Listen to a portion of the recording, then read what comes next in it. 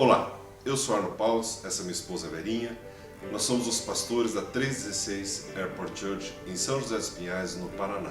Seja bem-vindo ao nosso canal no YouTube. Desfrute desta mensagem. Eu quero continuar o assunto A Cruz de Cristo. Semana passada o pastor Ari trouxe uma palavra sobre não andar ansioso, uma palavra abençoada. Eu vou fazer um pequeno resumo da semana passada, só como introdução, para entrarmos no assunto de hoje. Há uns dias atrás, como você deve lembrar, eu acordei com uma imagem e uma frase que Deus me deu. Essa imagem era uma cruz dentro de um IP amarelo. Eu fiquei curioso com aquilo e a frase dizia: tornar a cruz de Cristo atrativa. E eu pedi para os irmãos, eles desenharam essa cruz com esse IP.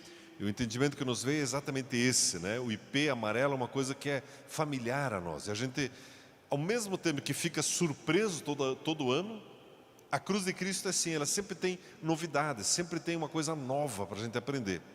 Ao mesmo tempo que é assim, também você sabe aquela rua que sempre tem IP amarelo.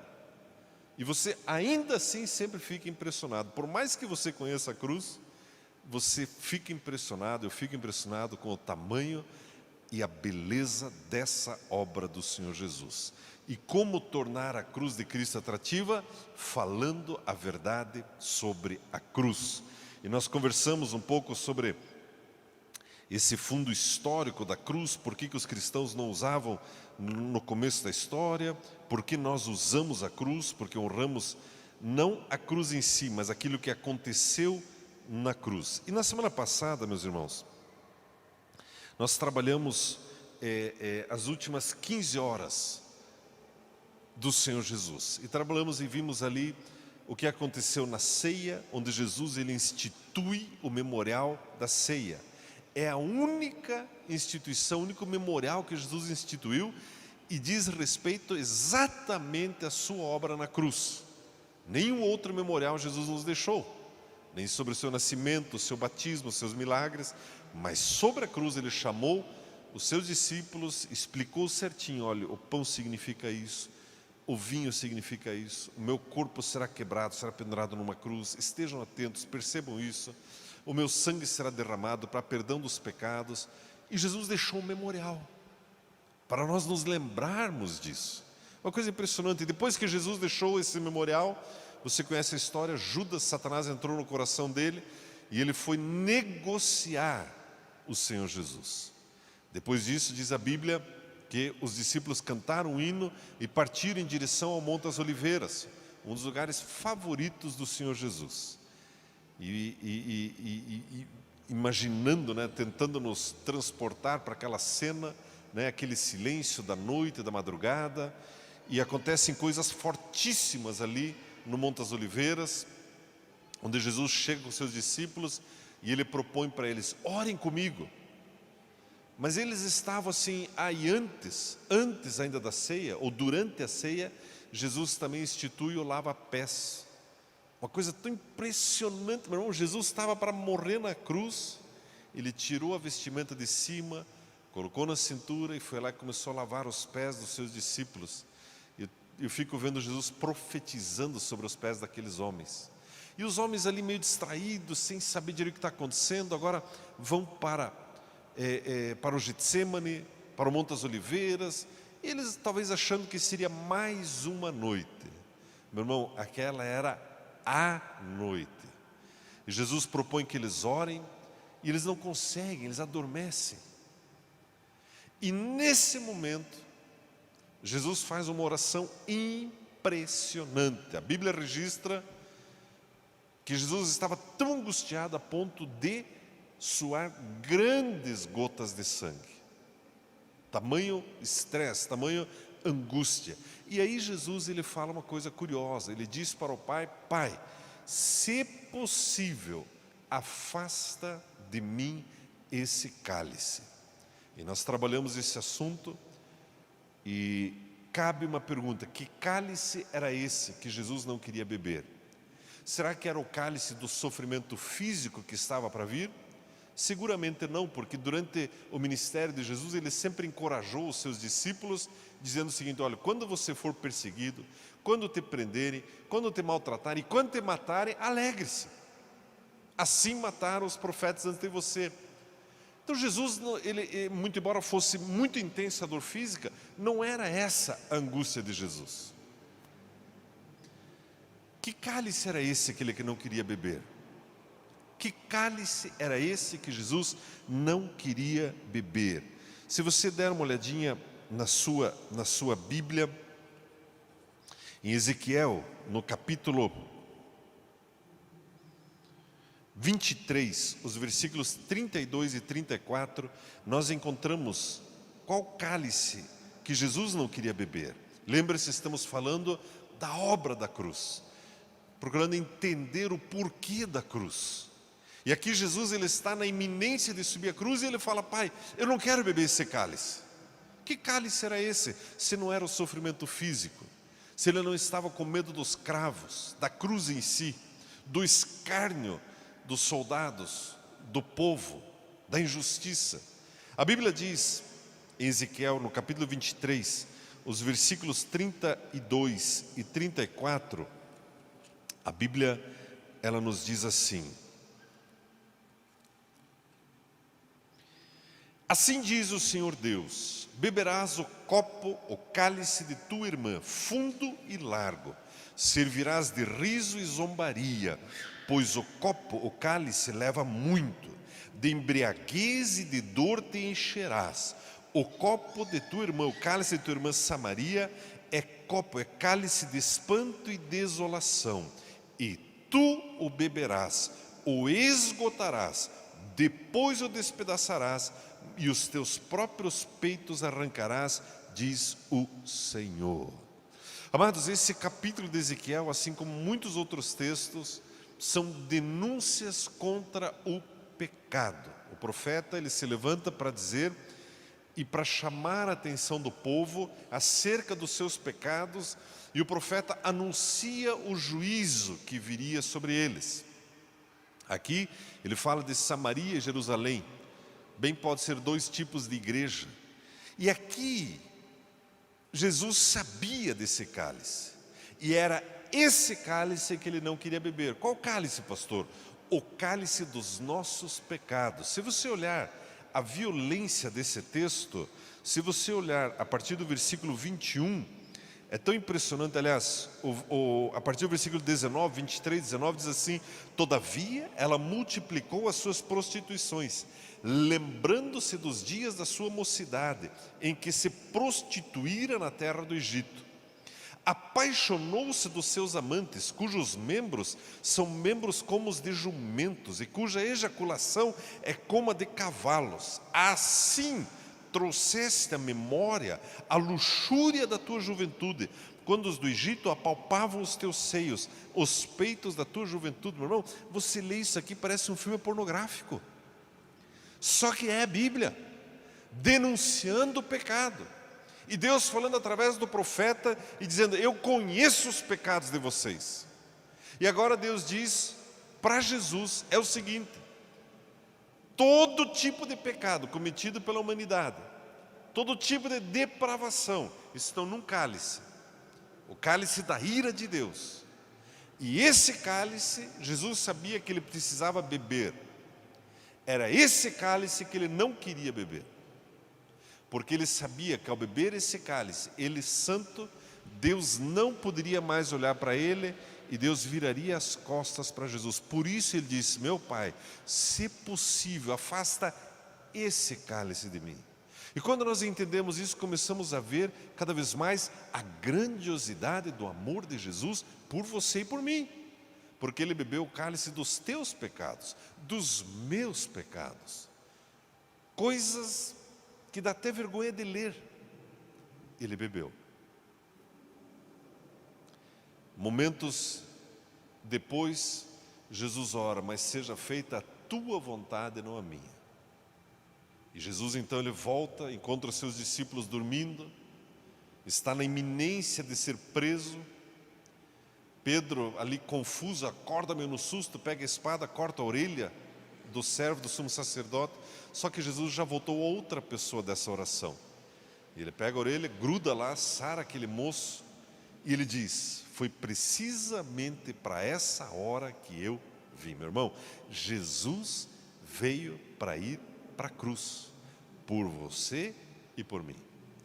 A história segue. Jesus então é julgado, é sentenciado e vai sofrendo. Já vimos isso há 2 semanas atrás, o sofrimento dele. Quando finalmente ele está na cruz, Jesus, ele fala algumas frases impressionantes. Por exemplo, ele diz: eu tenho sede. Quando Jesus diz isso, é muito importante, porque ali ele está nos lembrando da natureza humana dele. Algumas pessoas poderiam dizer: não, mas ele era Deus, ali foi só fazer conta. Não, eu tenho sede. E você já leu na Bíblia que os soldados pegaram isopo com vinagre e ele não bebeu e estenderam para ele? Sabe o que era aquele isopo com vinagre? Nos dias bíblicos havia banheiros públicos. Banheiros públicos.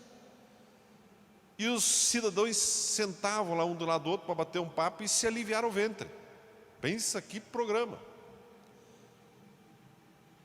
E segundo alguns estudiosos, tinha um sujeito que ficava fazendo música por causa dos barulhos. Pastor, que vergonha. Pois é, mas era assim. E passava uma canaleta com água na frente dos troninhos do sujeito lá. E eles pegavam isopo, que é o tipo de uma esponja, que estava no vinagre, passavam naquela água para limpar exatamente o que você está pensando. E colocavam de volta no vinagre para esterilizar. E o outro freguês usava de novo.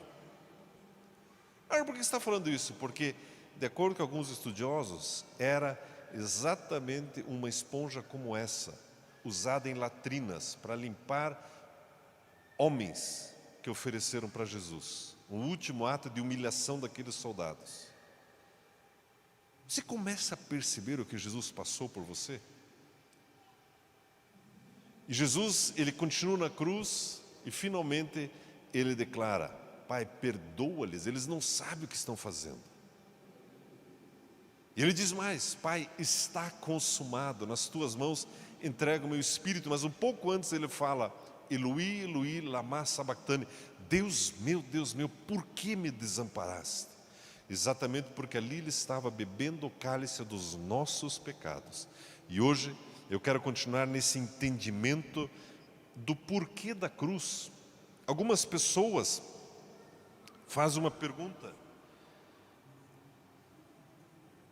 muito interessante sobre a cruz. O que existe além da vergonha, da dor, no ato da crucificação? Algumas pessoas perguntam o seguinte: escuta, Deus não pede que eu perdoe as pessoas na terra? Sim. Eu não devo perdoar meus irmãos? Sim. Por que Deus simplesmente não nos perdoa e pronto? Deus não podia fazer isso? Fazer o famoso deixa disso? Imagine, é muito sangue, é muita confusão, é coroa de espinhos, é o filho dele. Deus não podia fazer isso? Deus não podia nos perdoar? Meu irmão, essa pergunta revela uma insensatez inimaginável. Revela o seguinte: o quão pouco nós ainda conhecemos a seriedade do pecado. E pelo fato de estarmos acostumados com a vida cristã, achamos que o pecado não é tão pecado assim. Mas o pecado, Deus trata com uma severidade absurda. E vamos ver isso hoje à noite. O segundo ponto, quando fazemos essa pergunta, Deus não podia fazer um deixa disso. Além de não entendermos a seriedade do pecado, ainda não entendemos a seriedade da majestade do Criador. A majestade de Deus. Acompanhe comigo alguns textos que falam sobre isso. Por que Deus simplesmente não poderia nos perdoar? Amados, é interessante que você e eu temos a obrigação de nos perdoarmos uns aos outros. Não é verdade? O mínimo que você pode fazer é me perdoar. O mínimo que eu posso fazer por você é te perdoar. Imagine, uma montanha de pecados ambulante. E ainda tem crente que não perdoa, estou muito magoado. Ainda tem esse tipo, meu irmão. Só Deus mesmo, meu irmão. E como diz um pregador, só Deus e um caminhão de anjo para ajudar esse sujeito. Não perdoa. Como assim, meu irmão? Só que, meu irmão, a pergunta em relação a Deus não é por que Deus não nos perdoou. A pergunta é como Deus foi capaz de nos perdoar. Que amor é esse que levou Deus a nos perdoar? E para entendermos isso, entendermos chegarmos na cruz, precisamos entender e lembrar um pouco o que é o pecado. E eu quero lembrar você um pouquinho do que é o pecado. Existem 5 palavras na Bíblia que definem pecado. Palavras em grego que não vem muito a caso, mas eu vou mencionar. A primeira delas é hamartia. Hamartia significa errar o alvo. Eu precisava chegar no lugar e eu desviei a rota, eu errei o alvo. Essa é uma definição para pecado. Existe uma outra definição para pecado, a palavra abiquia, significa iniquidade. É quando um pecado é repetido. O sujeito está em adultério, mas ele decide continuar no adultério. O sujeito usa drogas, mas ele decide continuar usando drogas. O sujeito mente, ele decide continuar mentindo. Iniquidade é o pecado repetido de várias maneiras, de várias vezes. Existe o pecado poneria, que é todo tipo de depravação sexual. É um nome específico, é um pecado específico. Existe também o pecado parabasis, que está falando de transgressão, ir além do limite, além daquilo que você poderia ir. Mas uma coisa impressionante, que todos eles têm em comum, todo pecado, é uma linha que deliberadamente o homem cruza. Meu irmão, o pecado não é um simples lapso. Ups, pequei. Quando vi, pequei de novo. Desculpe, pequei. Um pecadinho aqui, um pecadinho ali. Ouça isso. Todo pecado, inclusive o que você chama de pecadinho ou pecadão, é uma transgressão, é uma decisão de se rebelar contra o Criador. Isso é pecado. Todo pecado é uma afronta contra Deus. Todo pecado. Isso começou lá no Jardim do Éden, quando Deus falou para Adão e Eva, desfrute de tudo, mas dessa árvore aqui, E qual foi a base deles pegarem daquela fruta? Você será igual a Deus. O pecado é uma rebelião contra Deus. O fato de vivermos na época da graça, e graças a Deus por isso, acabamos muitas vezes relativizando o peso do pecado. Mas Deus leva muito a sério. Assim como Deus leva a sua vida muito a sério. É interessante, amados, que a questão do perdão dos pecados, há um conflito entre a perfeição divina e a imperfeição humana. É interessante, amados, nós vermos 1 João capítulo 3, versículo 19, diz assim: a luz veio ao mundo. Os homens amaram mais as trevas do que a luz, porque as suas obras eram más. Meu irmão, nada é mais sério, nenhum pecado é mais sério do que a rejeição deliberada contra Jesus. O mundo está mostrando as suas garras. Você está preparado para a perseguição que está vindo? Todos esses movimentos de esquerda, movimentos de feminismo, meu irmão, a coisa vai apertar. Esses dias eu vi uma mulher com um cartaz: indo para o inferno com orgulho. Pecado é uma rejeição deliberada contra a luz. Mas não só o pecado de quem ostenta um cartaz desse, todo pecado, o seu e o meu pecado. Amados, é interessante que em sua essência, conforme Romanos capítulo 8, coloca para nós Romanos capítulo 8, versículo 7. O pecado é uma hostilidade contra Deus. É você olhar para Deus e colocar o dedo no olho dele. Pá! Eu vou ferir o Criador. A mentalidade da carne é inimiga de Deus, porque não se submete à lei de Deus. O pecado é isso, meu irmão. É uma agressão para Deus. Por que você está falando isso? Porque não existe possibilidade de Deus conviver com o pecado. Lembre-se que Jesus não queria beber esse cálice, porque ele sabia do peso do pecado, a depravação, a consequência do pecado, e ele sabia que Deus não consegue sequer olhar para o pecado. Aí nós começamos a entender um pouco melhor sobre a cruz. Portanto, meus irmãos, Deus então julga o mal? Sim. Deus pune o mal? Sim. A essência da cruz, meu irmão, o pano de fundo, não é apenas o pecado e a nossa responsabilidade, mas a cruz fala da ira, do amor, da justiça e da santidade de Deus. E aí eu começo a olhar, peraí, mas então tem algo a mais por trás de tudo isso? Tem.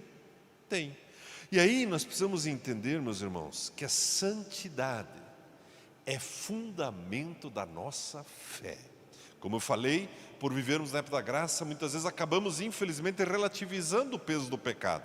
É só um pecadinho, Jesus já perdoou mesmo. E ainda tem os doidos que dizem por aí, tanto faz como tanto fez, Jesus já perdoou mesmo, liberou geral. Da onde, meu irmão?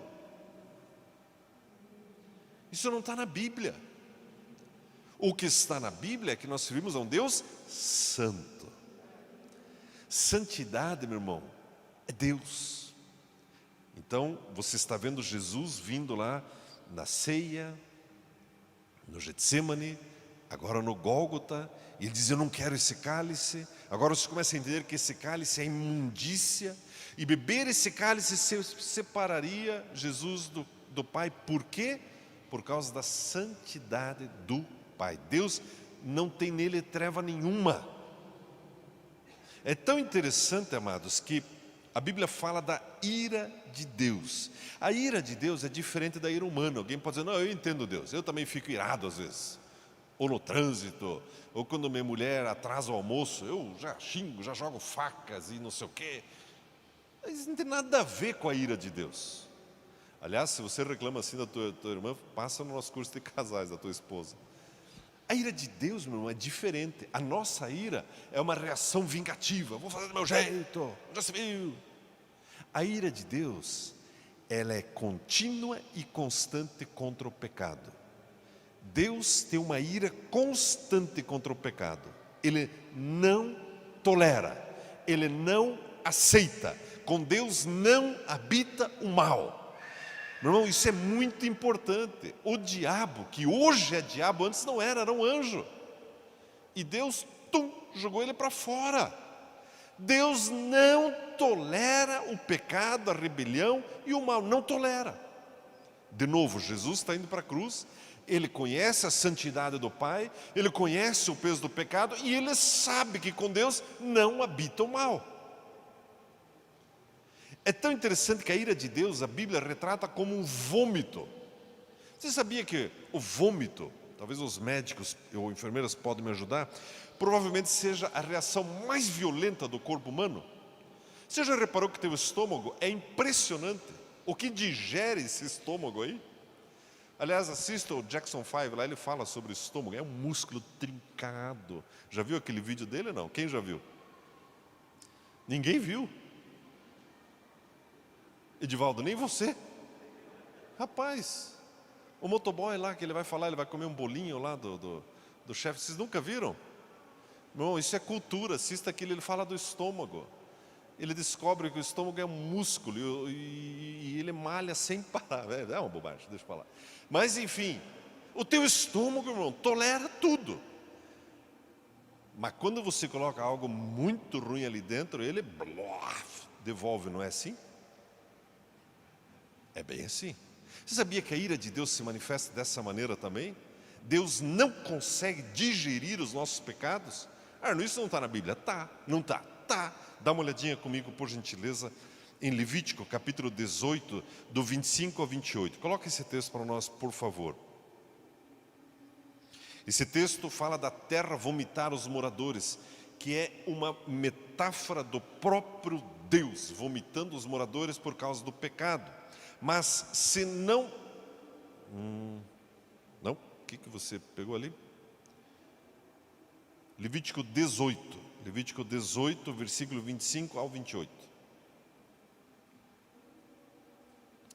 Até a terra foi contaminada, e eu castiguei a sua iniquidade. A terra vomitou seus habitantes. Mas vocês, e aqui que está maior aqui, mas vocês obedecerão aos meus decretos e às minhas leis. Nem o natural da terra, nem o estrangeiro entre vocês farão nenhuma dessas abominações, desses pecados, pois todas essas abominações foram praticadas pelo que habita essa terra antes de vocês, por isso a terra ficou contaminada. E se vocês contaminarem a terra, ela os vomitará, como vomitou os povos que estavam ali antes de vocês. A ira de Deus se manifesta como um vômito. E você conhece essa sensação de comer algo estragado e aquilo não desce de jeito nenhum. E olha, como disse, teu estômago é um super-herói. Esse negócio é feito de aço, né? Sabe lá quantos químicos tem aí dentro, né? Mas caiu algo que não era para estar ali, aquilo volta tudo. A ira de Deus se manifesta assim. E Jesus sabia disso. Eu não quero beber esse cálice. É interessante que sobre a ira de Deus, a Bíblia fala em Apocalipse 3,16, que Jesus, ele vai vomitar os membros da igreja de Laodiceia que estiverem mornos, nem quente nem frio. Lembra desse texto? Lá em Apocalipse, Jesus dizendo, eu vou vomitar vocês, a minha ira vai vomitar vocês. Meu irmão, eu sei que é forte tudo isso, mas é tão importante nós vermos esse texto, porque a Bíblia nos mostra que Deus odeia o mal. Deus é santo. E essa ira não é um sentimento vingativo, é algo constante contra o mal. E agora, a Bíblia, ela fala sobre essa satisfação pelo pecado, a expiação pelo pecado. Agora veja que interessante. Deus, ele não pode negar a si mesmo. Deus, além de tudo isso, ele é justo. Lembra quando Jesus é confrontado por uma pergunta, que os fariseus chegam com uma mulher em adultério e dizem, mestre, essa mulher foi pega em adultério, a lei diz que devemos apedrejar, e tu o que dizes? Pela lei ela deveria ser apedrejada. Só que Jesus, ele fala a famosa frase, quem não tiver cometido pecado, lance a primeira pedra. Por que ele não apedrejou? Porque ele estava indo cumprir a justiça, pagar o preço por aquela mulher. Mas aqui nós vemos esse entendimento. Deus é justo, está estabelecido, assim será. Deus então é santo, nele não habita o mal, não tem como. E aí nós vamos para o Antigo Testamento, que traz uma sombra do que haveria de acontecer. E para que houvesse o perdão dos pecados era necessário expiação.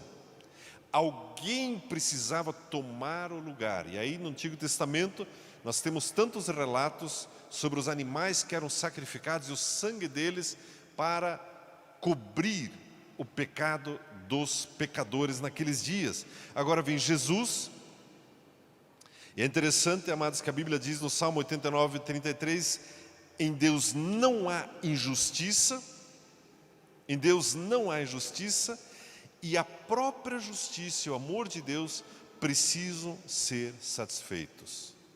Santidade, justiça, ira, amor, essência do Criador, meu irmão. Essência do Criador. E Deus leva isso tudo muito a sério. Amados, é interessante que a santidade do amor de Deus tornou a cruz necessária. Deus, ele satisfez a santidade dele. Como? Entregando o Filho dele. Veja que interessante, amados, que Deus, ele é o juiz que toma o lugar do julgado.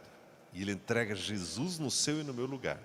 Ele é santo, não coaduna com o pecado, o preço tinha que ser pago. Meu irmão, Deus não negocia a santidade dele. Começa a fazer sentido isso? Por que Jesus precisou pagar o preço? Mas vai ficar mais claro ainda. Quando a Bíblia fala em propiciação, significa apaziguar ou pacificar a ira. Amor de Deus, santidade de Deus, justiça de Deus, ira de Deus. Agora está você, pecador, diante desse tribunal, diante desse Deus santo, justo, amoroso e irado com o pecado. Imagine você na sala de Deus agora. Deus santo, justo, amoroso e irado com o pecado. O que você vai fazer? Tem o que fazer. É só dar a sentença e passar a espada. Você já entendeu isso? Quem você é?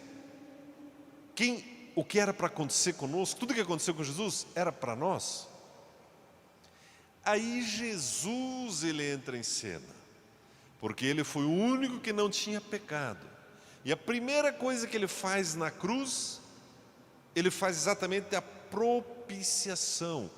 É meio estranha essa palavra, mas ele apazigua a ira de Deus. De novo, a ira de Deus não é um sentimento de raiva vingativo. É constante contra o pecado. Continuamente Deus irado contra o pecado. Agora Jesus morre e a primeira coisa, ele assume o nosso lugar e ele desvia a ira de Deus de você para cair sobre ele. Estou conseguindo explicar isso, irmão? Você está recebendo, receba no teu espírito isso. Primeira coisa que Jesus faz lá na cruz, vendo você, ele diz: Deus, pode vir em cima de mim a tua ira, porque eu estou bebendo o cálice do pecado de todos os membros da 316, lá de 2020. Eles estão pensando muito na pandemia, Deus, em não sei o quê, mas eu já estou bebendo o cálice, inclusive daquele vírus, gloob, gloob, gloob, lá também o coronavírus. Então a ira de Deus veio para Jesus, ele foi a propiciação, ele assumiu o nosso lugar. Em segundo lugar, veja o que diz esse texto de Mateus 10, 45. O Filho do Homem veio para dar a sua vida em resgate por muitos. Deus veio fazer a nossa redenção em Jesus. Imagine, está de máscara aqui, é o Paulo? Paulo, de máscara, boné, eu fico olhando assim. É o Paulo. Imagine que o Paulo foi sequestrado. E diga o teu nome, irmão. Walter. E o Walter que sequestrou o Paulo. E o Walter está negociando comigo o valor do resgate. Aí eu chego para o Walter: qual que é o preço para você libertar o Paulo? Ah, é muito alto. Tá, mas diga o preço. Não, é muito alto. Tá, mas diga o preço. Não, eu vou matar ele. Tá, mas diga o preço, eu quero resgatá-lo, eu gosto muito dele. O preço é preço de sangue. Meu irmão, você e eu éramos cativos do diabo. Agora vem Jesus, além da ira de Deus vir sobre ele por causa do nosso pecado, ele agora paga o preço pelo seu e o meu resgate.